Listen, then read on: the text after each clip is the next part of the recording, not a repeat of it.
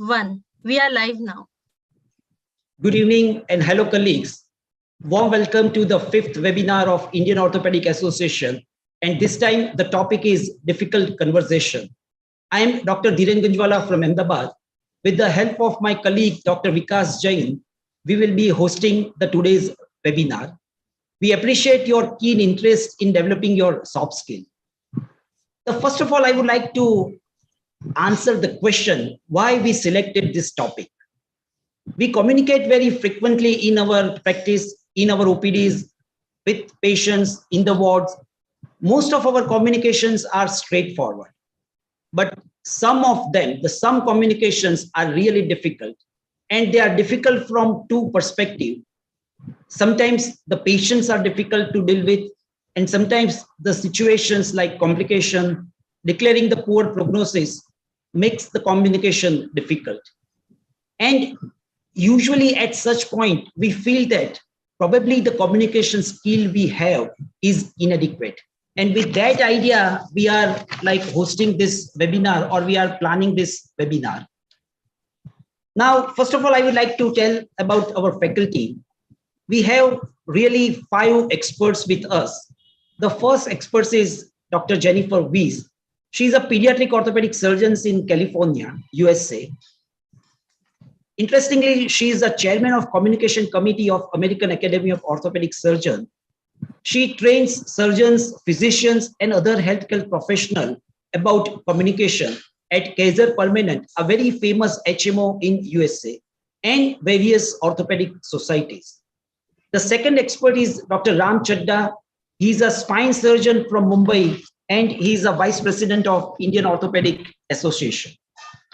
The third expert is Mathew Varghese. Mathew Varghese is head of the orthopedic department at St. Stephen Hospital, New Delhi. He is a dedicated teacher and very popular amongst postgraduate students.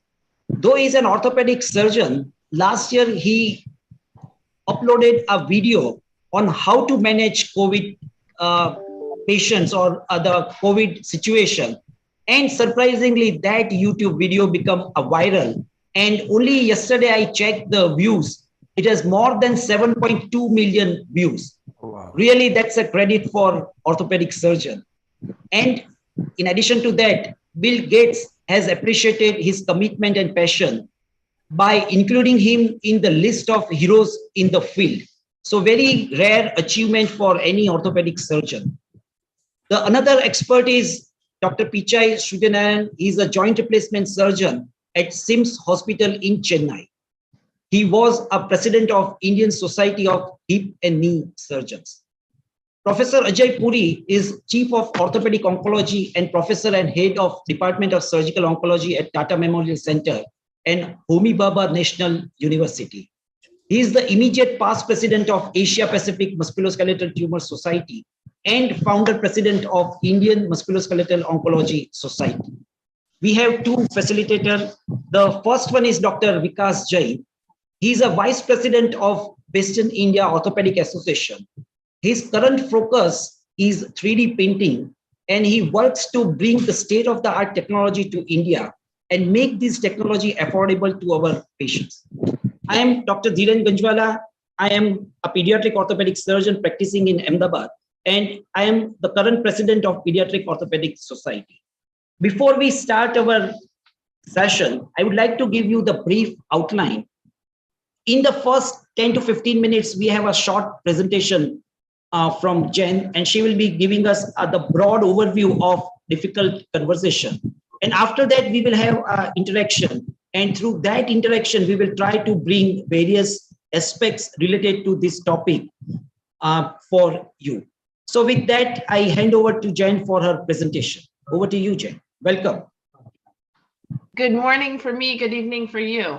Thank you so much. And I'm excited to hear what you all have to say and think about the approach that I and we have taken in my world. So I'm also a pediatric orthopedic surgeon with Kaiser Permanente, and we have about 10% of my time is spent discussing communication with physicians and surgeons. And one of the ways that we have amplified this is really talking about difficult conversations in particular. So let me get to sharing my screen. So share screen and window. And let's see.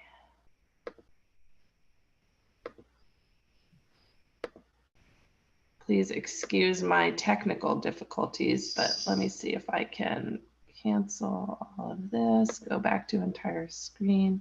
Please let me know when you're seeing the words difficult conversations if you are. Not yet, huh?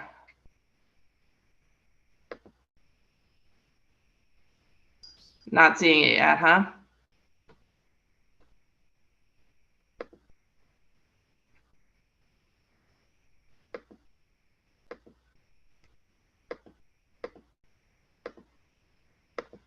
I might go ahead without my slides and you can listen to my voice because I am not sure why it's not sharing.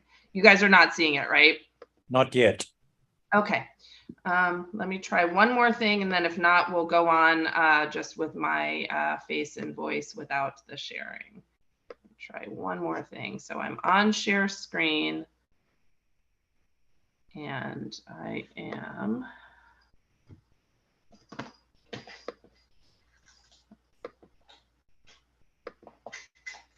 Are you seeing it now? Yes. Yay. Okay, excellent. So I again want to sort of credit the group overall at Kaiser Permanente, and we're also really sharing this with our medical students as well. So there are, we started to talk a lot about the virtual connections and difficult conversations. And so some of the landmines that we're seeing in 2022 post-COVID in the office as well as in virtual connections is that we can have a harder time connecting literally physically as well as emotionally. We're really, it's difficult in this day and age for many of us in our country, and I believe in yours as well, to rely on non-physician support to help us connect, again, physically and emotionally with our patients. And then trust and respect are really getting eroded in healthcare in 2022. What we know is that 15% in the US, 15% of patient encounters are described as difficult. And when we look at our patient volumes, that's probably at least 1 to 2 per full or half day clinic. And that can be really draining for all of us. We know that there can be bias from patients toward physicians, and that it gets amplified with younger age, with ethnicity, with gender differences, with race differences, religious differences, weight. So if physicians are overweight, there can be bias, political views. In the US, if somebody has an accent from outside of the US, as well as sexual orientation. So, you know, I think looking at ourselves and understanding which of these things we're bringing into the room. For me, for instance, I walk in and I am a woman, and all of a sudden some of the cards are already stacked against me. I no longer have younger age there, however.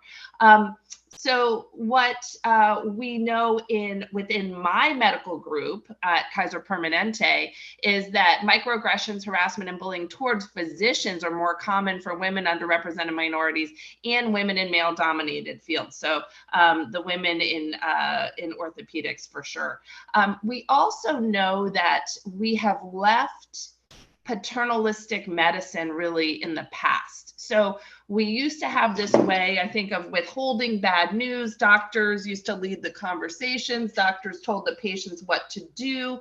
There was a respect, but there was a fear. And we know that compliance in that kind of paternalistic driven way, at least in the US, really was noted to go down in this kind of generation. And then there's also this challenge of a shift toward consumerism. And in the US, we're dealing with this issue of patients not being called patients, but being called customers or members. And so managing ourselves and self-protecting to think about what are the hot buttons, what are the microaggressions, what are the threats that we're worried about from our patients that may keep us from connecting in a healthy way. So what are hot buttons? So sometimes the conversation can become emotionally or intellectually hijacked. And then we're no longer in control of really communicating in a healthy and productive way with our patients. So for me and for my groups that I do communication coaching with, really spend a lot of time on thinking about what triggers me, what triggers us, what are the things that the patients in the room are saying that get my heart rate up, that get my breath a little bit higher, so that I'm no longer really calmly and kindly focusing on the issue at hand. So there are some ways that patients come after us in this day and age, and it's so sad, but it's true. Did they come after values, professionalism, skills, experience, age, gender, time? We're running late. We're always running late, right? And when we walk in the room and we have somebody who is really upset about us running late, it's so hard to recover and really come into a space of acknowledging that and then moving forward to really take care of them. And that's why that can really compound. And then boundaries. I think that it used to be, my father was an orthopedic surgeon, and boundaries were very, very clear in his day and age. People ask me inappropriate questions all the time, and it can be very triggering. So we know that the hot buttons can push us to disconnect, to demean, to dismiss, and to really sink below ourselves. And if we're not really careful about what those are. So the opportunity to take a breath, challenge, choose, and really just be mindful of what's happening in my own space, in our own space as that's happening, so that we can go back and still take care of this patient or this patient's child or this or the parent, whoever it is in the room who's the patient, to really keep them at the center, even though somebody may be coming at us. So we contribute too, as physicians. We are allowed to be human, and some of us carry anxiety and depression. Some of us, all of us, carry exhaustion and overload. Guess what? We all have personal and family health issues, sleep deprivation and insecurity. So that can really marry for this inability to giving the patient what they need.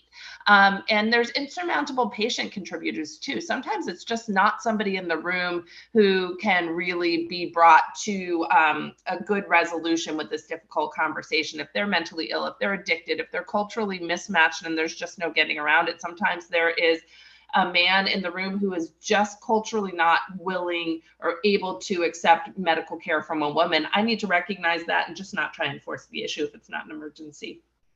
Chronic pain, finances, literacy, and then just abuse. So all those insurmountable patient contributors, I think, need to be acknowledged. So this is our little model that I think has gone a long way for us of negotiating for success when we've got a difficult conversation. And that is coming into the room, acknowledging whatever it is the patient's asking for, even if it's completely absurd and never going to happen, but deferring it.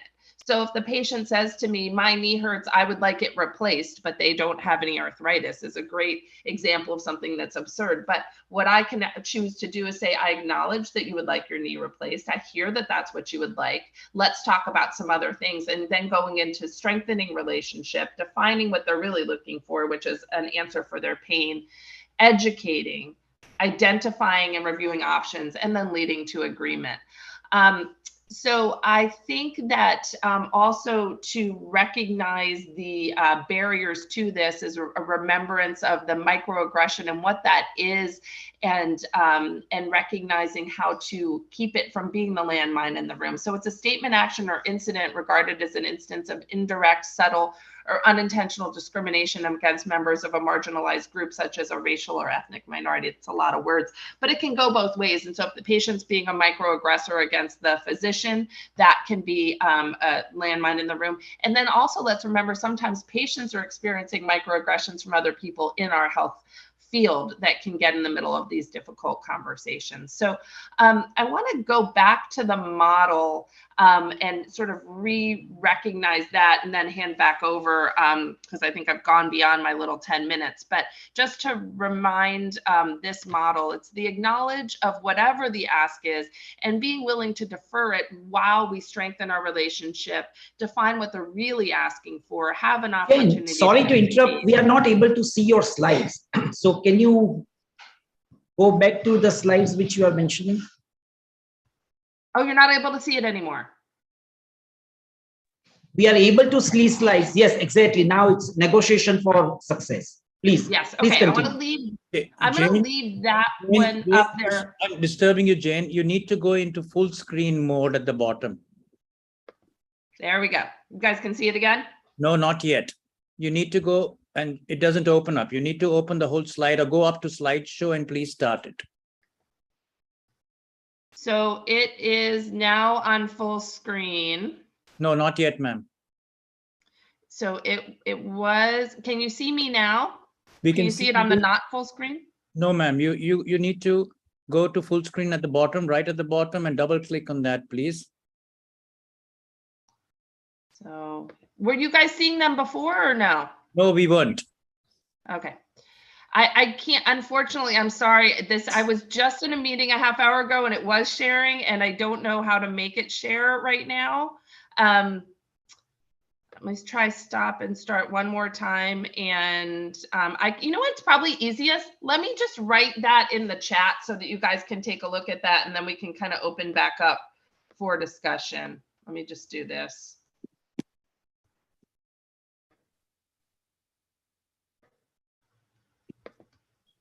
You guys see in the chat there, that's the model that I'm discussing and that I would love to open up for some discussion for you guys. Yeah, sure. We will continue the discussion on this model once we are open for the discussion. So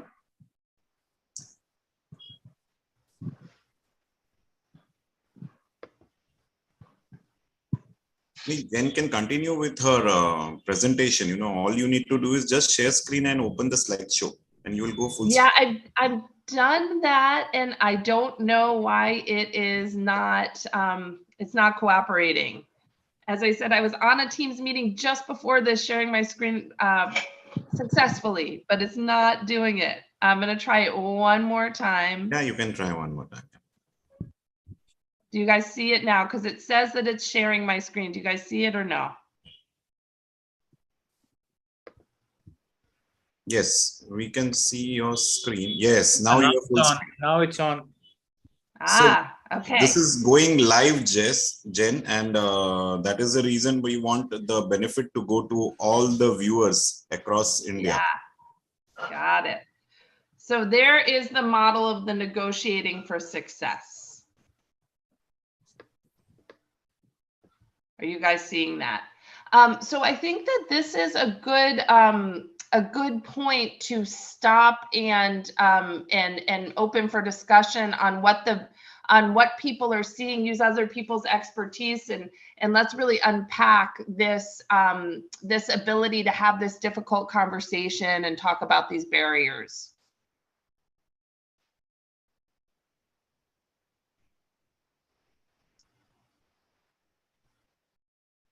What is the group, how is it resonating with you when I talk about these barriers of the microaggressions and the language and the sort of status that healthcare is going into in this day and age? Are you guys feeling that?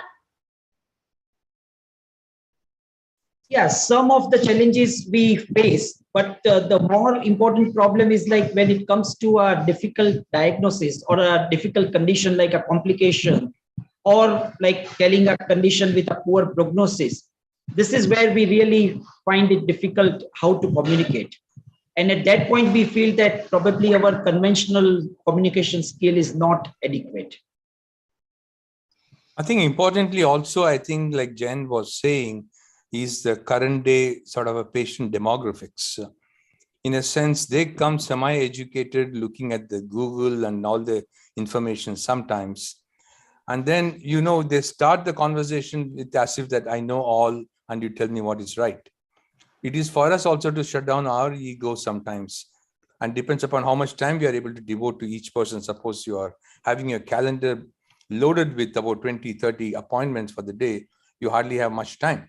So even if you give time, what happens is when they start off rattling without being structured, that sometimes irritates you, but we need to keep quiet and then interject at the appropriate time. That is one sort of an aspect. Second is the level of understanding. Demographically, some other areas they come, it takes a while for them to grasp what you're saying. So these are sometimes could be a small issue from that angle. Besides what Dr. Dhiren mentions, those are situations where we find either the diagnostic or sudden turn of events to be communicated to the family, or probably sometimes the unexpected situations that arise. That could potentially be this. But commonly what I face more and more these days is that elderly people coming up and the children are well versed and they come with some half knowledge and they start literally, sometimes looks like the language challenges you, though they don't mean it actually. I think it probably calls for patience from our side.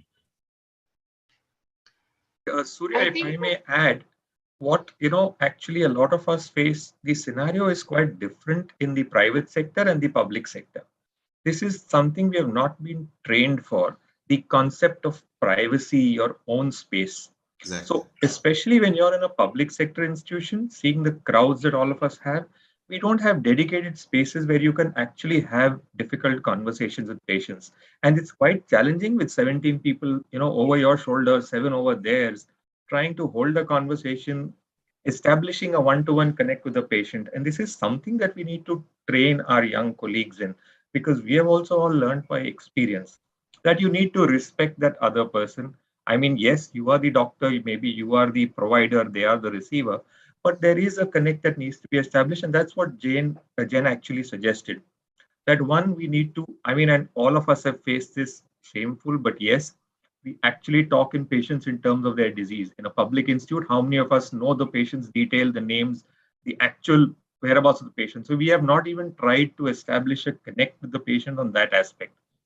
So I think this is something we need to be aware of, that we need to be able to actually know a little bit about the patient, talk in a language that they understand, which you rightly said, in a place that provides a semblance of privacy, at least where we can have a difficult conversation. Yes. I agree.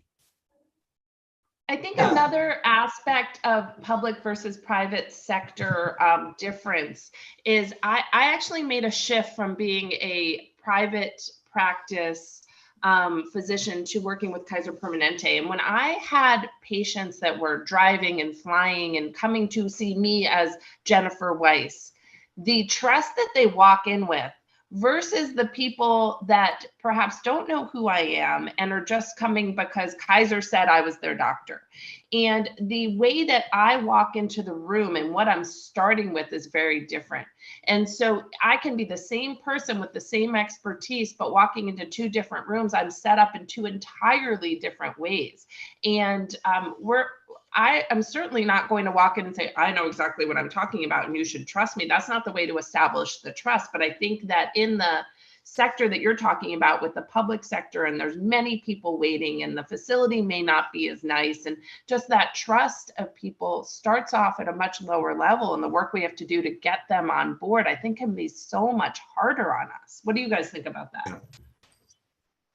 So we agree that the trust and the mutual respect, needs to be gained back. That is very important, So, taking this conversation ahead, we would also like to understand from the other panelists as to various difficult situations and the difficult conversation situations that they had come across. So my first question would go to Dr. Ram Chaddha.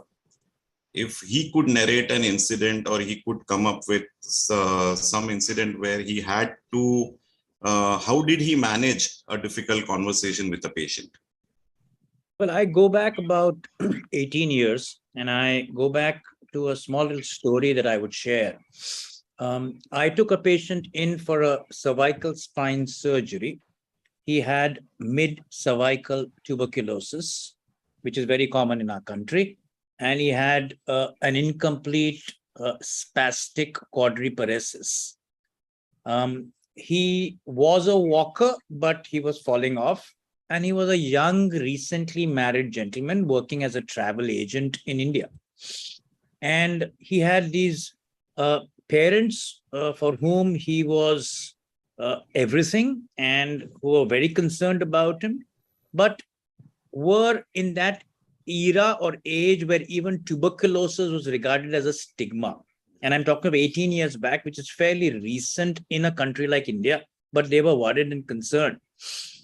And I walked them through the entire counseling that this gentleman would need surgery and it needs to come out and he's weak and the possibility of him improving is significant and we need to do it early. And having done all that, I'd also slipped in that it may take a long time for him to improve. I was 18 years younger.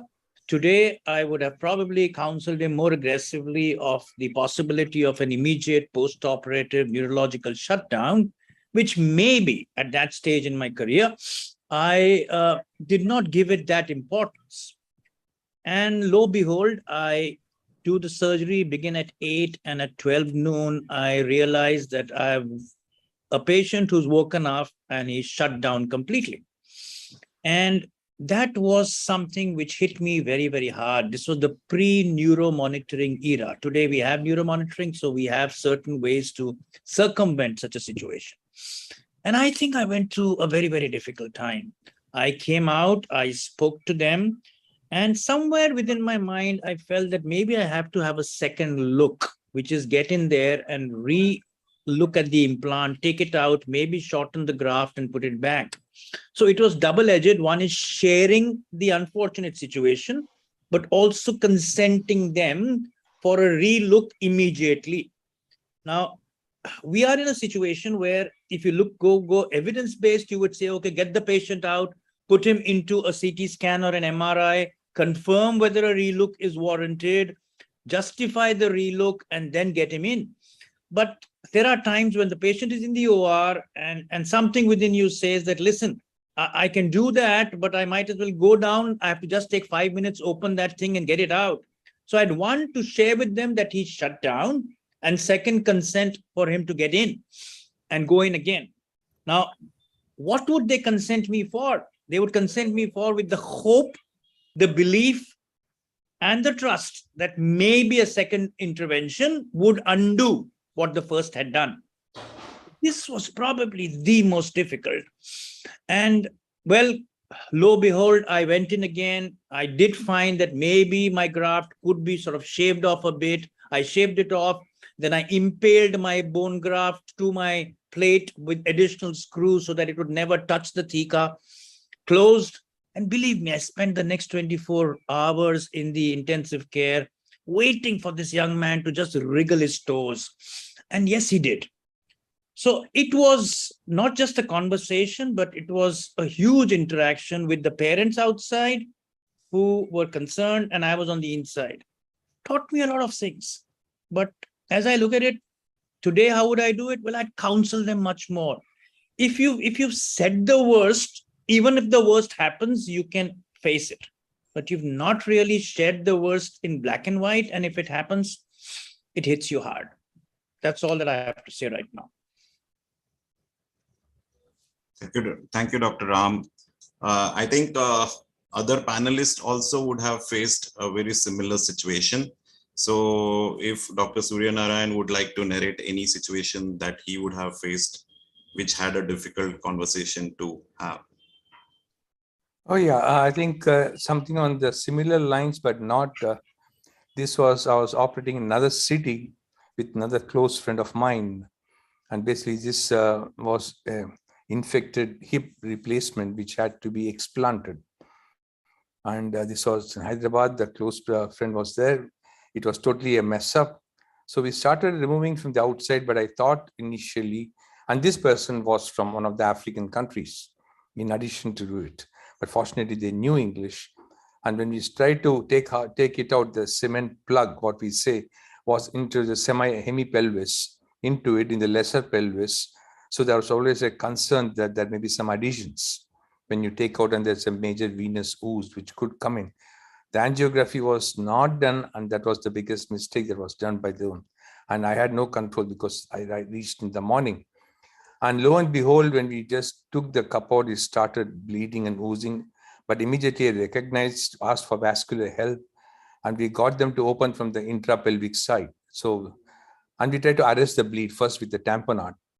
To further proceed, the dilemma was how to tell them, because the options were either to completely just keep it with the pack and leave it and come back, or take him to the angio suite and then identify the bleeder and see if we can embolize. That would have been much less morbid. But you can't just take the anesthetized patient out without telling the relative on this case. So we thought a lot about it. The patient was sinking and borderline in terms of the vitals, but was transfused, stabilized a little bit. So both the gentleman who had, my colleague who was the primary physician on the scene, and me only as a help. So we deliberated on that immediately, and we said the best is to get somebody out into outside the operating room and tell them what exactly it is and what we propose to do. I said, put everything threadbare to them completely. And we told them, told the brother, for again, the language was not an issue. So they just narrated that this is what has happened. This is the bleed that has happened. Very difficult. This is not one single vessel. You may need to embolize, and there is a procedure to be done in the angio suite. And that's why we are wheeling. At this time, you are stable, he's stable. And I think we should get through with this, hopefully. And the vascular surgeon was there on hand to say that this is going to be handled by the vascular people. And he was there to fortify and push our own thinking to him. And the patient condescended. So that way the consent was there with us. The procedure was fully explained to him, what is going to be done. And we said he can in fact come and maybe watch the screen in the angio suite to what is happening. Unfortunately, by evening, everything sort of settled down after they plugged all the 3 bleeders. Yes, it was difficult at that time because you're drowning, because he's vitally from the vital parameters moving up and down. But sometimes you feel that putting all the cards very straightforward probably takes a lot of the load and the stress on you, and focus on the issue at hand rather than going how to tell them or what to tell them. Yeah, thank you, Pichai. Now, before I ask Jain about her thoughts, I would like to ask Dr. Mathew Varghese. Dr. Mathew, have you come across a similar situation? And if yes, I'm sure that from your vast experience, there must be such incident. But I would like to focus more on how do you deal with these incidents when they happen. So can you tell something about that? And after that, we will have the thoughts of Jain on this. Yeah, over to you, Mathew. Thank you. Thank you. Sorry, I was keeping it off video because my connection is unstable. So I may need to switch off the video anytime. Apologize for that. Thank you, Dhiren. Yes, of course, not one. There have been several episodes where I have had real challenging conversations. And as mentioned before, today patients come with all kinds of expectations, especially if you're working in a situation where, particularly in India, where insurance is not covering your expenses, it's out-of-pocket expenses. So that becomes an additional burden, and their expectation goes up because they are spending hard-earned money, and therefore it has to give you the return in the best possible in the minimum expense. So there are 2 situations. So I'll probably give 2 quick examples, not too much time. One has to do with consent. This was about 15 years back. Child with arthrogryposis, very difficult to treat and correct. She had one side corrected partially, but residual equinus was still persistent. And the other side, I had put in Joshi's external stabilization system differential distraction, and was ready for removal. Deformity had been corrected, and I was interacting very well with the parents, no problem. So I always used to remove them under operation theatre conditions. And I told them under GA, we'll remove this and put in a cast. But I had also told the father, the other side, there's the residual equinus. We should do a tenotomy, and we'll do it when the patient is under anesthesia for removal. And I was in the theater, I was busy. So my resident and my other team members, they put up the case, and they said, sir, the patient is ready. So I moved in from one theater to the other theater, and I saw, removed the fixator, and I saw there is a residual equinus, and I already told the father about it. And I did the tenotomy and put casts in both sides and went to the next case. I didn't come out because by the time the anesthetist had anesthetized the other case. So I went to the other theater. I didn't come out. After about 10 minutes, the sister comes. Sir, the code violet has been announced. Your case, which is operated, the relatives are saying that you've operated on the wrong side. I said, no, it is this not possible. I have not operated on any wrong side, and that's a clubfoot. I can't make a difference. It's visible. Equinus is visible. I can't make a mistake there. So then I called for the file. Apparently, the consent was only for removal of the fixator and not for the tenotomy on the opposite side. So when I went out to find out, the father was not there. The person who was making the noise was the uncle. I had never met him. I had never talked to him. He was the one. The father was never there on that day. He had some work, so he hadn't come. So the uncle was there, and he saw the plaster was there on the opposite side, and you operated on the side which did not have to be operated, and he was gathering all the other relatives, and there was a huge crowd outside the operation theatre. Oh, disaster. So then I specifically told him that this was only a tenotomy. This was needed. I can't make a mistake here. Yes, I agree. I made a mistake. That we made a mistake. We didn't take a separate consent for that. And I'm sorry about it, but she needs it. Believe me, we have not done any incision. We have not done any other procedure on it, just a tenotomy to correct the deformity that she had residual. He was not very easily pacified, but anyway, child was transferred and went back. Next day, the father came. He said, Doctor Sahab, you had told us about it, but you didn't tell us that you're going to do it today. I said, she was under anesthesia, that was it. So I kept my cool all along, kept pacifying them. Look, here's nothing wrong. Please, I'll be there with the child, right? So it's my responsibility. I'll take care. Right till her foot is corrected. And 3 weeks down the line, when the cast was to be changed, my resident said, that patient who had fought was there, is there. Do you want to go? I said, yes, I will deal with it myself. I'll not pass on to somebody else. So I went to the plaster room. The father was there, and I showed him, look at how does it look? Yeah, Dr. Sahab, that looks good now. Thank you so much. We are relieved now. We were worried that something wrong has been done. Believe me, this family is 15 years down the line. The girl is in high school. Every birthday she comes and gives candies to my other kids who come to my outpatient. The whole family comes to me for their, I kept my conversation and I was continuously in touch with them. The other quick references, there was a patient for surgery. I have a long list normally, which goes on till midnight, past midnight.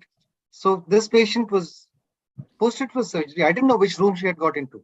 She had got into one deluxe room. It's the most expensive room in my hospital. And around 5 o'clock in the evening, again, sister comes and says, sir, this patient posted for surgery in deluxe room.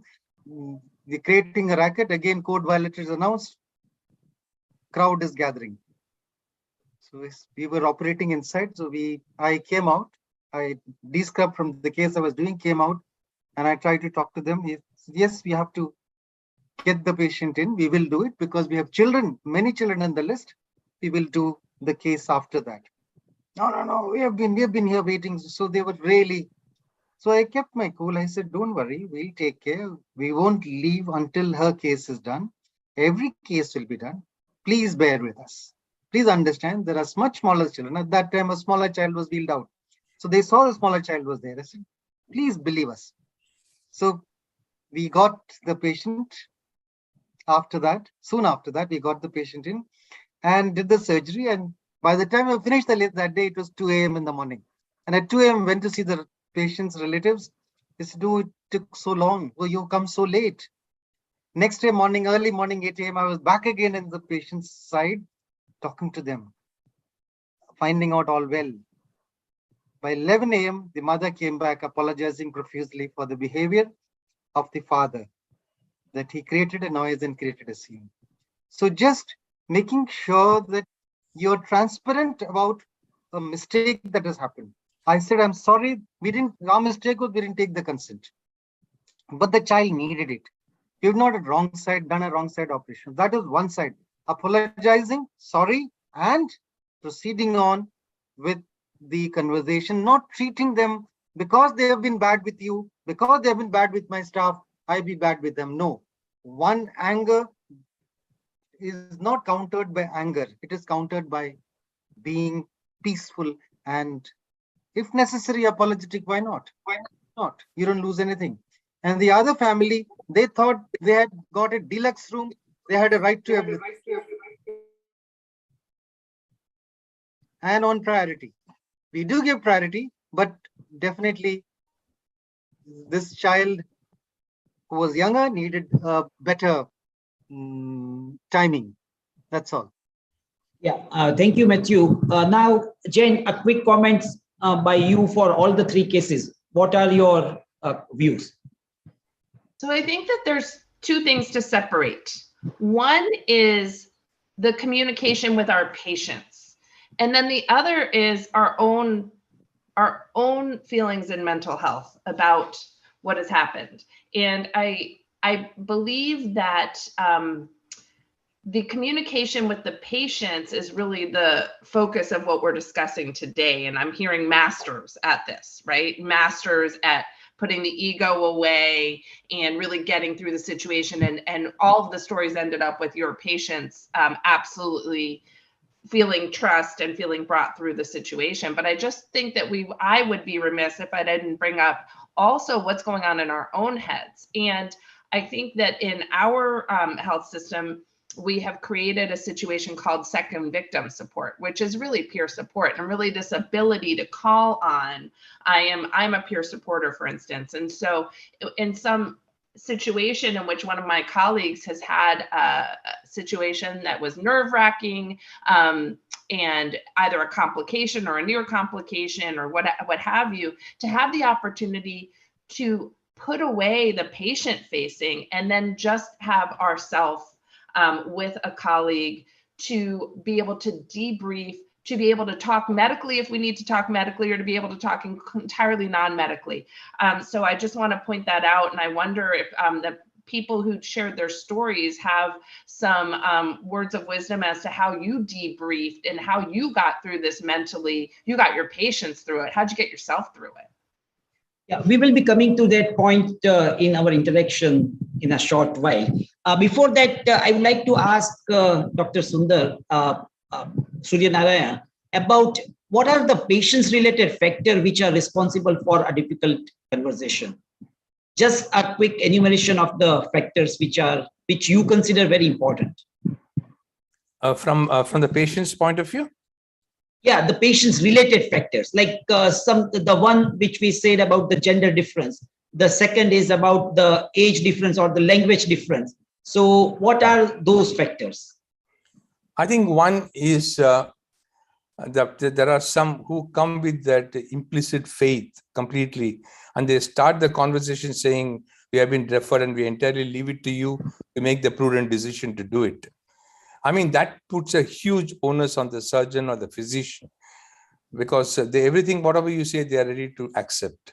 And whether we are doing the right thing for the right person, for the person, is an important, very important aspect. And whether we are giving them all the different perspectives and making the right choice. That is one type of the group of patients where you have no difficulty in putting the thing across, but the onus of responsibility to choose the right thing sits on your head. Second thing is the pattern of people who come with some information and then they are a little sort of whatever you say, they're a little doubtful. There are a little group of people who come. I came thinking, because all others told you always don't suggest any surgery or intervention. So I want a medical management altogether. So their mindset is already prefixed that when you come to this place, probably this person, just because somebody else had that you will give a medical management, though in all probability she was in a stage 4 of arthrosis or whatever, and she only requires surgical correction. So it is then comes for us to say, I cannot at the same time tell them, no, you need surgery and forget about it. We need to temper it down the way we put it across.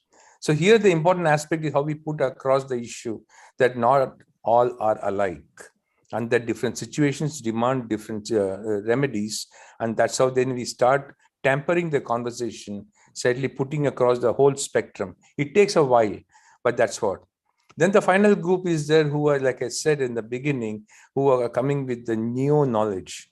I mean, they have it, but not so appropriate. But nevertheless, I think it is a right for every patient or the close member of the family to have all the information. And in fact, it is much easier to handle these people.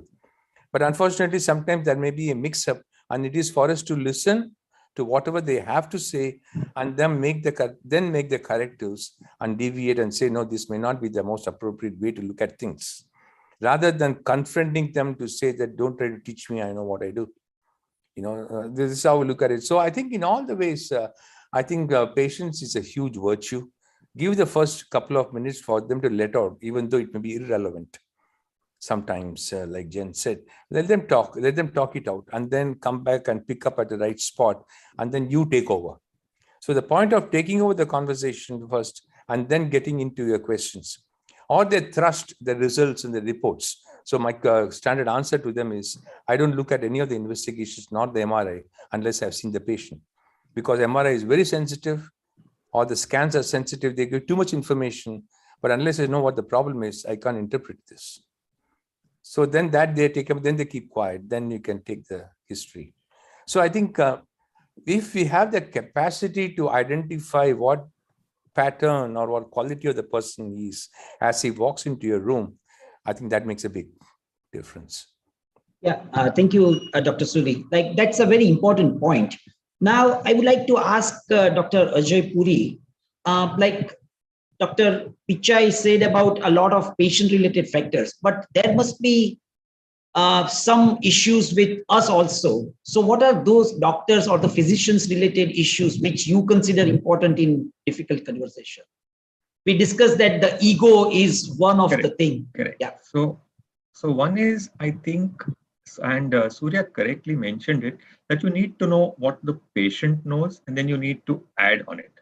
And the information that you have to give is in very, very small chunks. We tend to sort of become verbose, try and explain things in a technical manner, which is very challenging for a patient. Now, for the others who are unaware, I am an oncologist.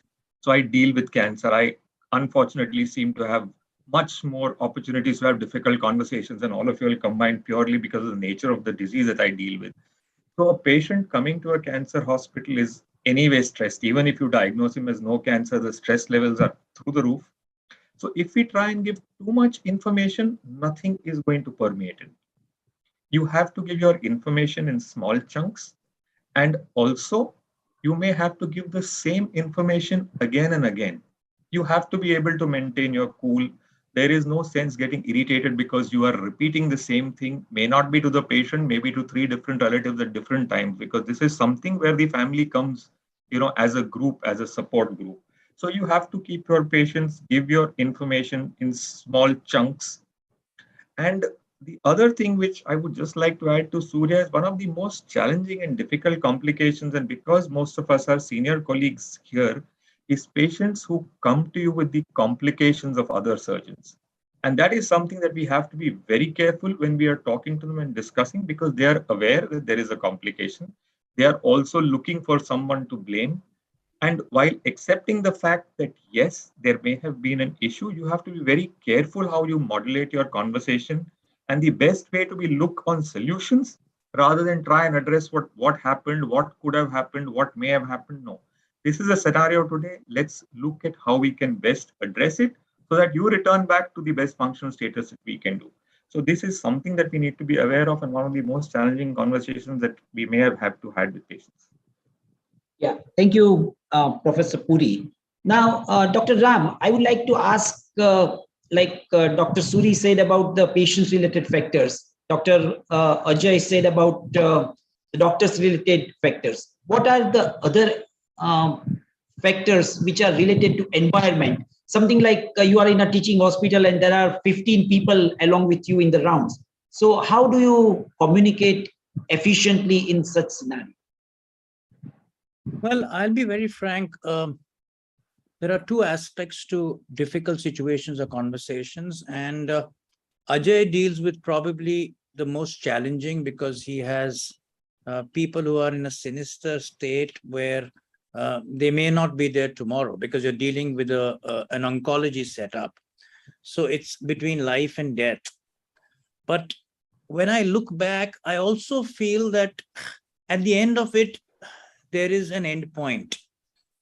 Okay. There are some guys who don't become surgical oncologists, they become spine surgeons. So what they achieve is they achieve making very unhappy people less unhappy for the rest of their lives. Which means that a spine surgical patient remains a patient for a majority portion of his or her life. Now, these patients are a lot dependent on the environment, as I'm coming to. I look at a spine patient's treatment in 3 steps. One, when he reaches out to you, he comes with a lot of hope. This hope comes from what he's heard about you. Like they've heard about Suryanarayan, he does not offer surgery upfront, and they come to him for a non-surgical option. And Surya finds it difficult to convey to them that they do need surgery.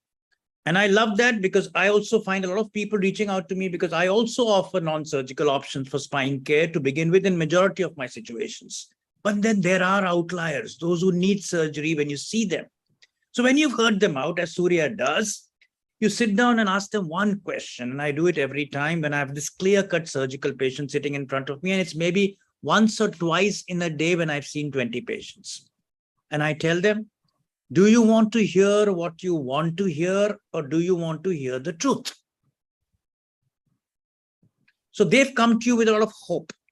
That hope then next gets converted into something called belief. Now, what is belief? Belief is what gets into them when they're sitting in that clinic outside. You're talking about these 15, 20, 30 people around.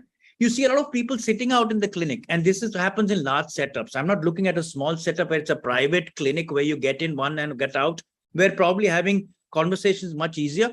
But this is a setup where there are other people having similar problems seated outside. And mind you, a lot of your non-surgical patients are the ones who get you surgical patients. They believe that you treat them adequately non-surgically, and you would say surgery only when it's really necessary, and that's the way they come. But that comes from that peer group which is sitting outside discussing, and they discuss what they discuss behind your back is actually the truth. So they convey a lot. So that's what happens outside. And then finally, when they come into your room, that's where that hope and belief gets converted to trust. And that trust comes only when they believe that you would do this on your own child, your own wife, your own mother. That's when they give in to consenting to your surgery. And that will only happen when all the doubt, the skepticism, which the investigations they carry. My patients carry MRIs that they've had for years. They carry reports of electrophysiology that they've had for years. They carry X-rays. They carry 10 to 12 opinions. And then they come into your room. It needs to be converted. That will only happen when that doubt, skepticism, suspense, all that which is based purely on investigations, like a policeman, gets converted into faith, trust, belief. So this dichotomy is conversation. That is where we have to go from getting into a situation which was based purely on investigation, which is skepticism, doubt, to trust. They are opposites.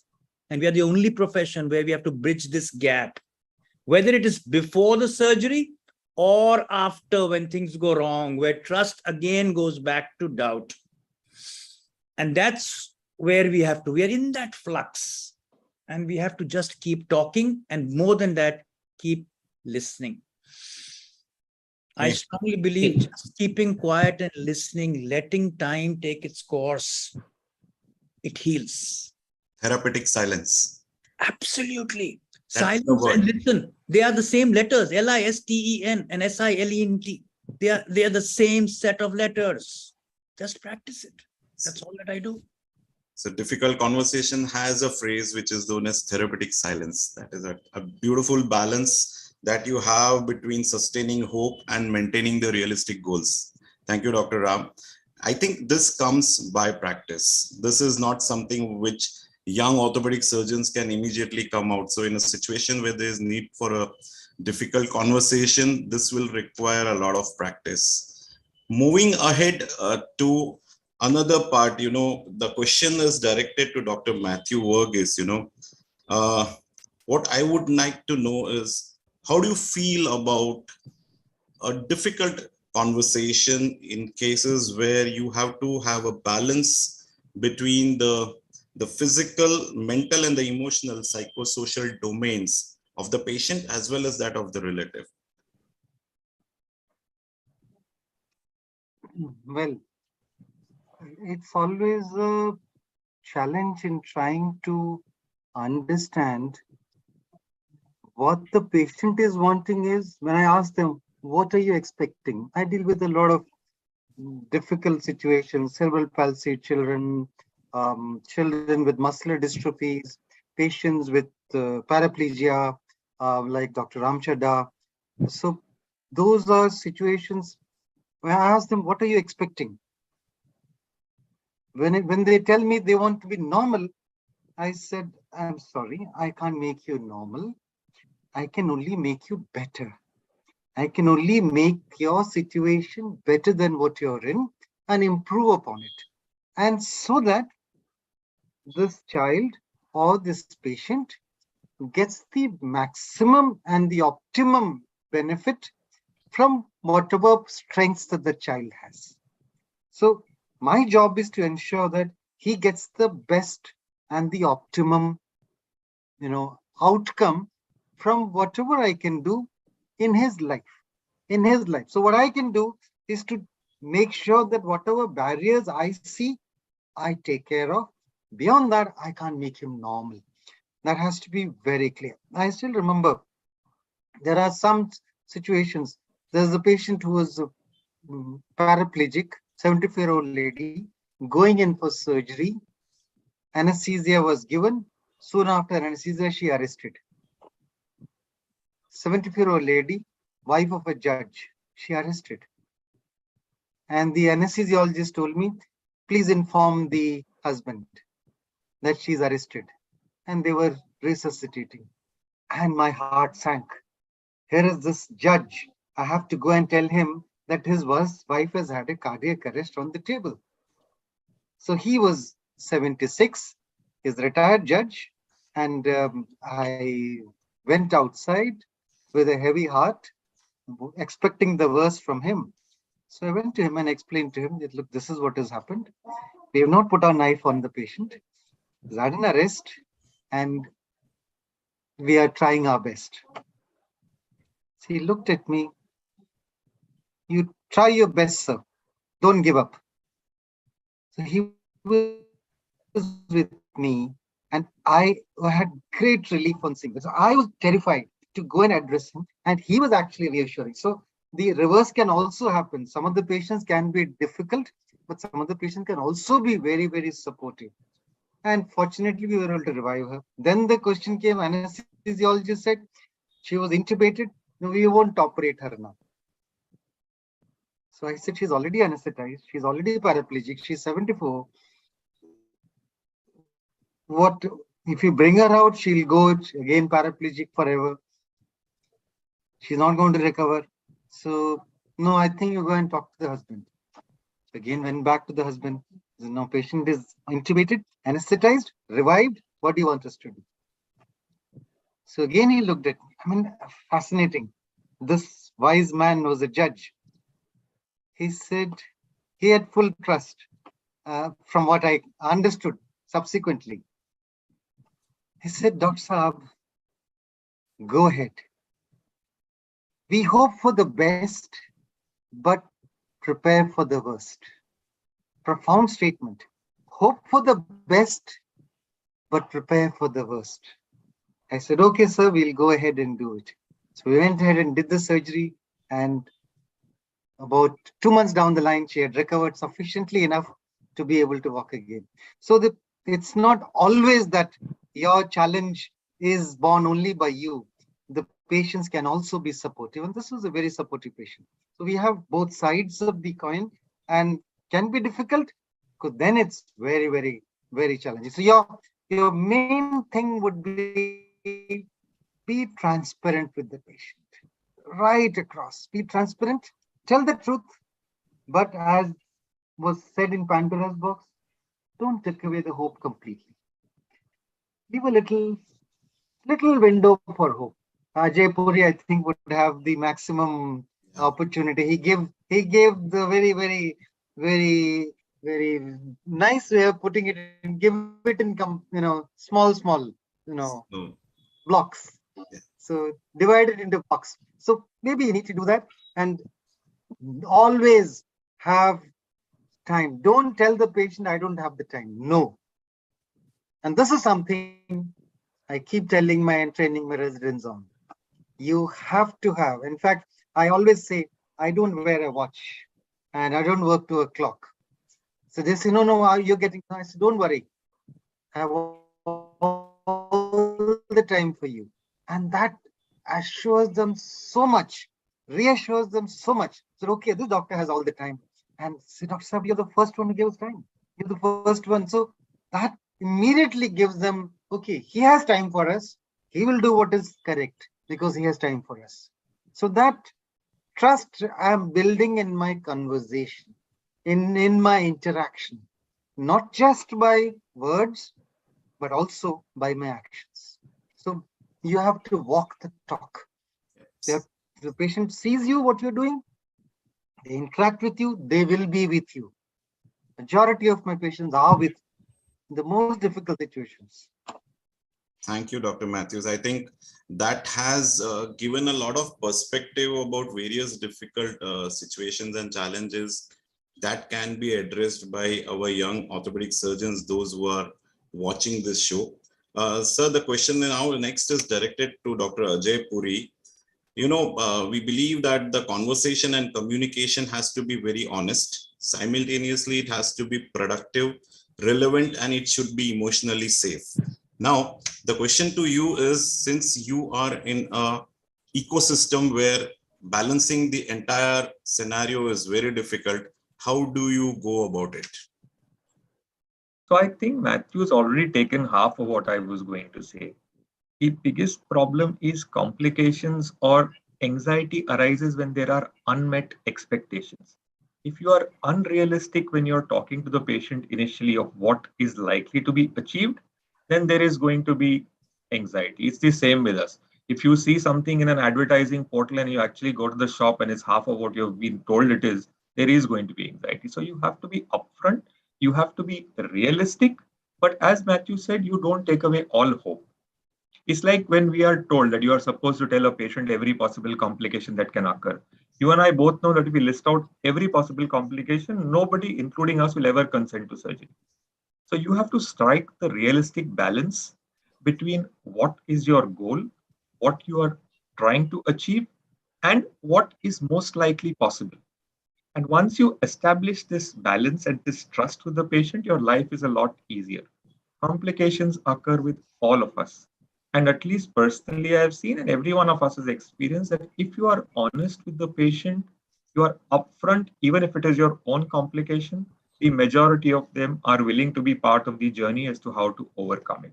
It is when we start becoming defensive, aggressive, when we realize that every complication is not negligence, it occurs. That is the way our profession is. Our profession is not science, 1 + 1 is going to be equal to 2. There are variables. We have discussed with the patient earlier, and you acknowledge the fact that this is what happened. It was likely. Let's see how we can address it. That is much easier. And I think the other issue is there are patients who are doubting Thomases when they come to you in the beginning. And you should have no hesitation in recommending second opinions. We do that very actively. That this is what I believe, but you may have an alternative. If you are not convinced, please, there are other experts. These are the names, 2 or 3. Please feel free to consult them and then go with a doctor whom you have belief in. It need not be that what I am saying is correct, what ABC is saying correct. You can balance on your own, but these are the alternative options you can consult. So we have to be quite open about that. And I think majority of the issues then resolve with conversation, and we are unlikely to face really very troublesome situations if we follow these basic norms. Yeah, thank you, Dr. Puri. Now, both Mathew and Ajay, they have given a very good strategies how we can deal with this difficult conversation. Now, I will ask the remaining 3 panelists about what are their strategies. Like, is it the same one or what is the difference? Just tell us the difference which you would like to highlight. Yeah, over to you, Dr. Pichai. Yeah, please unmute yourself, sir. Both Dr. Ajay and Dr. Mathew have covered quite a few bases. What I think being upfront, I think, is the biggest important thing. I think and then develop a trust. Basically, they come with some of the patients come with preformed opinions. Some are there who are open about the whole thing, but it is for us to probably structure the whole thing what we want to put across, and give space both to the patient and so that they can come up with what their thoughts are. I think the third point is give the options. Rather than saying you have to be doing this, if you give all the options, possible options with the outcome possibilities, one probably, in terms of longevity, in terms of survival, in terms of recurrence, in terms of complications, I think we have to also probably gauge the absorption capacity of the patient, how much they are going to take. So best is to put all the cards, and in my considered opinion, probably I would go for this. Like Ajay said, I think I have again no hesitation. I say this is what I feel. You can probably have another opinion elsewhere so that you are comfortable and finally settle down to where you are most comfortable, any physician or surgeon. They naturally then they tend to appreciate that point. So I think they need to have a good understanding of all what the options are. Like in oncosurgery, probably there's only 1 or 2, not many. But in most of the others are degenerative disorders and many other adult situations, that could be many options. And the patient should be aware of it. What are the pros and what are the cons? Okay, thank you. So now, like everyone is saying about that we need to have a trust, or the patients need to have a trust. The way we look at the current practice scenario in India, there are a lot of things, lot of factors which is responsible for reducing the trust in doctors. So, Dr. Ram, what are your strategies for managing or dealing with such conversation? Well, I look at it that the trust deficiency, the finger points towards us. And I am willing to stick my neck out and say that. There are 2 words in English. One is called humility and the other is called hubris. Hubris is an element of ego which develops, and if you look at it as an anagram, like silent and listen, ego, if you just look at it as an acronym, it's ejecting God out. Now, I'm not saying you have to be a religious person, but you have to believe that there is something beyond us. The day you believe that you are just an instrument of a much larger force, you will speak the truth. The day you believe that you are the force or the source, hubris will creep in, and then that is where ego is the key to everything that goes wrong. So I strongly believe that as long as you believe that you are not a doer, you are actually a non-doer, you're just a catalyst, and your conversation should convey that, things will work in your favor, because anything that you do is going to be more than what the other person expected. So I always undermine the expectations. I strongly believe that the patient should, at the end of the day, feel better And in our country, we don't have to just undermine the expectation. We have to also undermine the expenditure, because out-of-pocket expense is a major issue in our country. So if I believe my surgery is going to take me 3 hours, I tell them it's going to take 5 hours and come out in 3.5. Makes them happy. If I feel that my surgery is going to cost them 2 lakh Indian rupees, I tell them it's going to cost them 3 lakh Indian rupees, and they then get a bill of 2 lakhs. If I tell them that it's going to be, my return to function is going to be 3 months, I tell them return to function is going to be 5 months or 6 months, and they feel better at 3 months. This is very much an Indian attitude. I hope it's not worldwide, but it's very much an Indian attitude. You have to always promise less than you can deliver. And that's the integral part of a good conversation. And that's all that you need. So keep yourself down, keep yourself firmly on the ground. And I don't think that's very difficult. Just be human. That's all. Okay, thank you. Jen, I would like to ask, like you heard the experts from India about saying different strategies for dealing with the difficult conversation. What are the major differences which you feel in your practice? Because the practice in USA and India are very different. So what are the difference which you would like to say or pinpoint?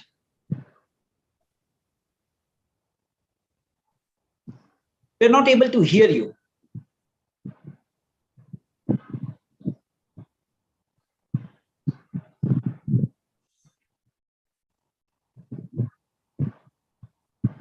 Unmute your iPhone.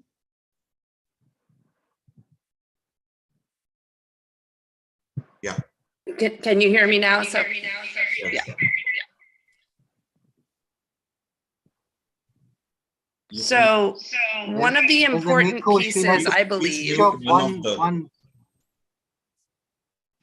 Yeah, fine. one of the, can you hear me now? Yes.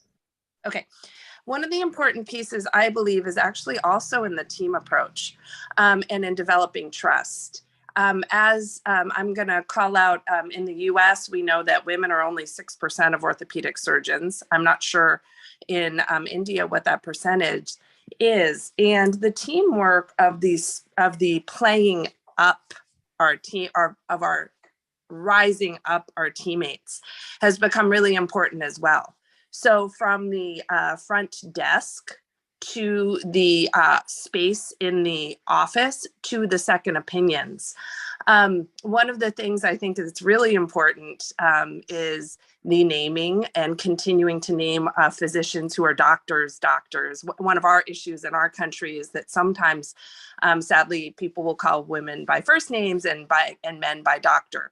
And my partners make a really big deal of always referring to me as Dr. Weiss, probably more than they do for one another, so that patients can understand and gain some respect. So I think that these sort of team aspects of talking one another up is very important.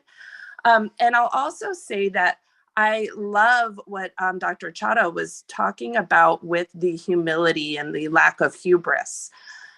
I also will say that that is tougher for people who are underrepresented minorities in our space, for women, and for younger surgeons. So we talked a little bit about how the younger surgeons might have trouble with that silence, with that comfort, with that experience, because they don't have it.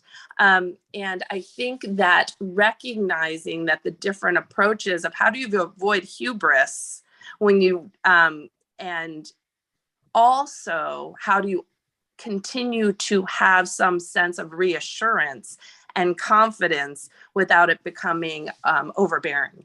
And so I think that for us, we do a lot of work with coaching about, you know what, even if you're not comfortable, this is how you can stay silent, and this is how you can breathe, and this is how you can hear that person in front of you.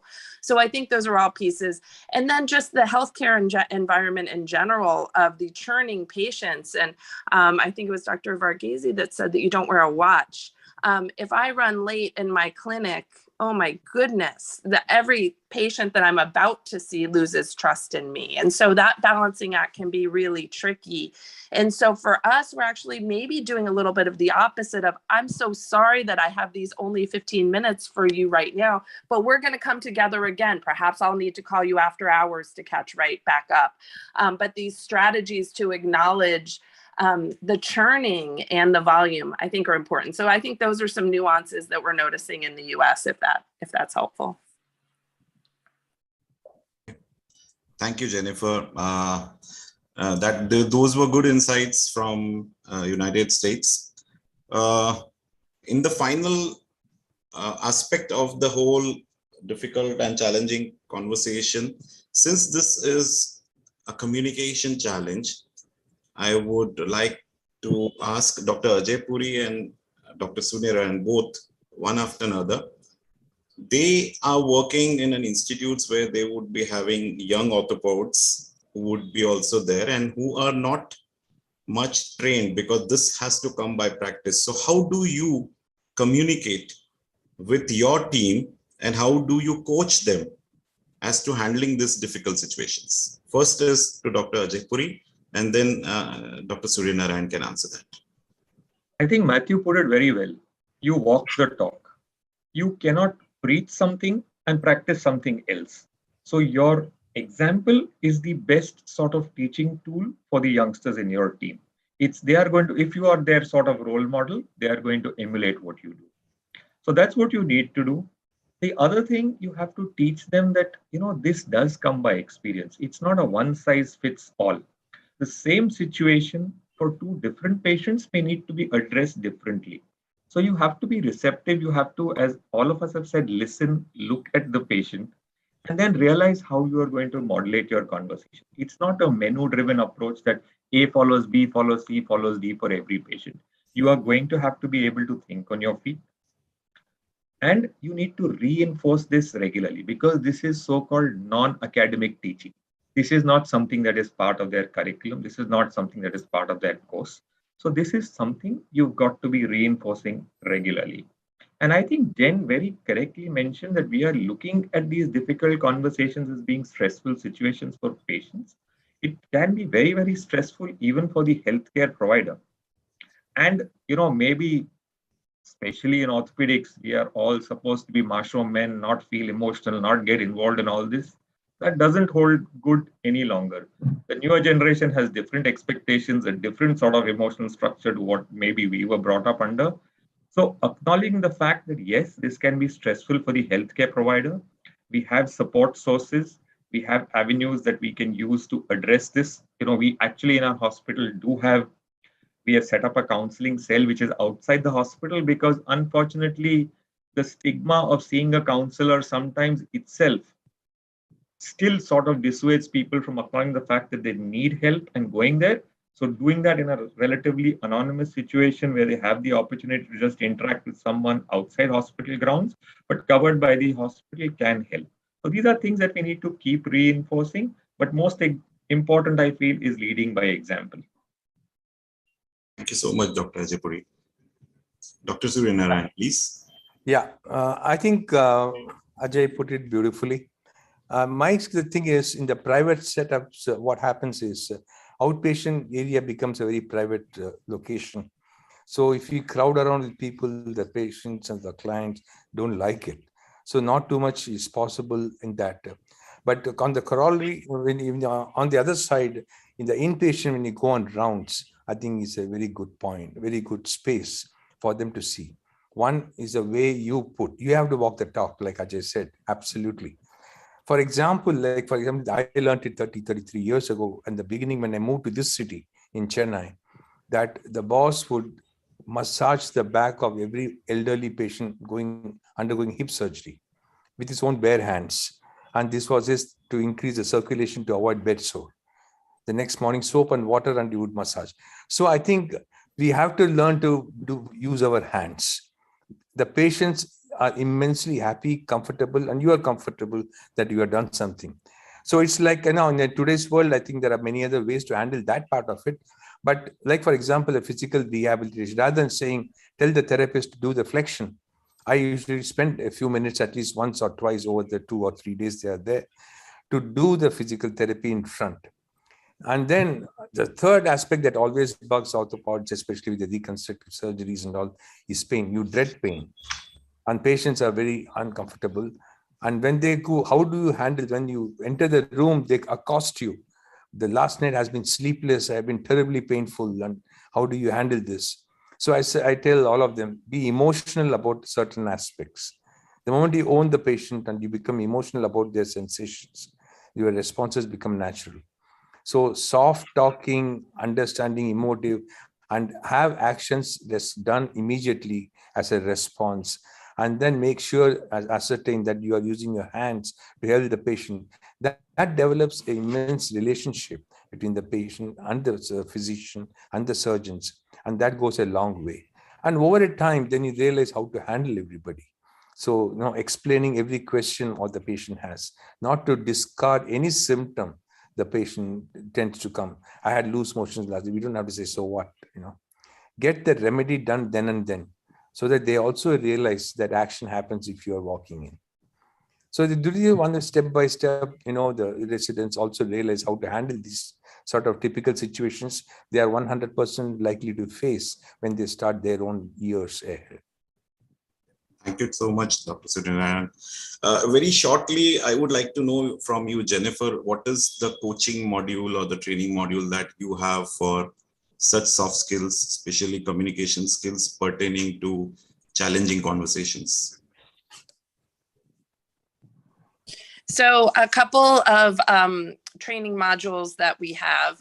We start off with some half-day courses in which we actually engage with actors. I'm in Los Angeles, and we have actors come in to play patients. And these actors actually work with us for years, and they're incredible physician advocates. So they can meld into different roles. They can escalate, they can anger, they can poke, and we are able to pause and to really coach people on things like you were talking about, that really pregnant silence and how to gather ourselves and what we're thinking. So that is one piece that is amazing. A second piece that we do is we connect as peer supporters. So if somebody's having trouble with their scores on communication, we get scored on that in our country, and sometimes finances are attached to it. So somebody's challenged, they may be paired up with a supporter and a coach. And then lastly, I'm going next week to be faculty at a course that is 3 days of working with actors and hearing talks and hearing stories from experts like you to share with our physicians who are struggling. And it's physicians only in the room. And I think that that piece is really important. We have the physicians and we have the care actors, and the physicians getting to be in a space where they can connect and discuss the challenges, I think is really important. So that's kind of the overall model of our communications. Thank you, Jennifer. I think we'll bring an end to this session. To conclude, I hope that most of the orthopedic surgeons who are watching this program today, which was very nicely curated out by Dr. Dhiren, and the questions and then the answers which were very relevant, the experiences that were shared by us by very senior orthopedic surgeons, Dr. Ajay Puri, Dr. Mathew, Dr. Chaddha, Dr. Suri, and then having Jennifer from United States. This has been an extraordinary session. I hope there has been a lot of learning on behalf of Indian Orthopaedic Association, and myself and Dr. Dhiren Ganjwala would like to thank all the panelists who have spared their valuable time and have shared their valuable experiences to a very important communication aspect, that is the challenging and the difficult communication that is a day-to-day challenge that most of our physicians and orthopedicians are facing. I would request Dr. Dhiren to add a few words and then we can conclude. Thank you, Dr. Vikas. We have already overshooted the time, so we will not try to summarize the session. But thank you once again, and we will be again back with a new design of a program. And what Jennifer said, we will also try to do it under the auspices of Indian Orthopaedic Association. Definitely, we can get actors from Bollywood, from Mumbai, and we can also carry out the similar program in India. So thank you everyone for sharing your experience. And Poonam, now you can stop the recording. Thank you all. Bye-bye.